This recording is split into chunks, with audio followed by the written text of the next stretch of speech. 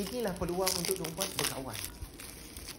Sebab apa tuan-puan? Satu hari nanti, bila hidup tuan-puan dah berubah, kenalan tuan-puan pun dah berubah. Tuan-puan dah tak selesa berkawan dengan kawan yang dulu. Sebab topik perbincangan dah tak sama dah. Dalam circle hari ni tuan-puan datang ni, kawan-kawan yang kebincang apa? Cerita tentang menabung, cerita tentang bebas hutang, cerita tentang membina harta, membina kekayaan, mencapai financial freedom, mencapai 1 juta yang pertama. Ini kawan-kawan yang akan berbual dalam dewan ni. Tapi cuba tuan-puan pergi dekat office tuan-puan, tempat tuan-puan kerja. Cakap membina 1 juta yang pertama, dia mungkin dia gelak kat tuan-puan. Apa 1 juta? Tak sesuai untuk kita. Duit nak menabung pun tak cukup, nak bincang apatah lagi. Dekat sini, tak apa. Walaupun income kita kecil, tak apa. Kita pasang cita-cita. Menabunglah dulu walaupun jumlahnya kecil. Mentaliti dia berbeza.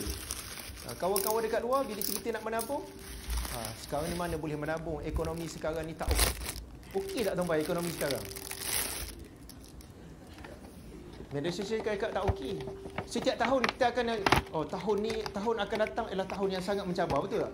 Setiap tahun pun kita dengar macam tu, betul tak? Ada je orang kaya. Sebab apa? Orang yang macam tu, dia memang always macam tu. Tapi orang kaya, peluang sentiasa ada. Okay, bagi siapa yang belakang yang tak ada tempat duduk, banyaklah ada kosong lagi depan ya. Sini ada, belakang tu ada. Okay.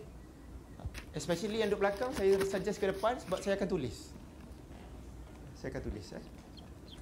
Okay. Jadi yang pertama ialah ilmu. Mesti obses tuan-puan. Jangan berhenti belajar.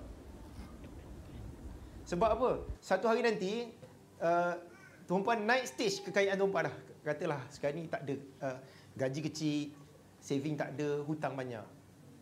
Tuan-puan tengah hadap masalah tu. Satu hari nanti tuan-puan akan ada tabungan.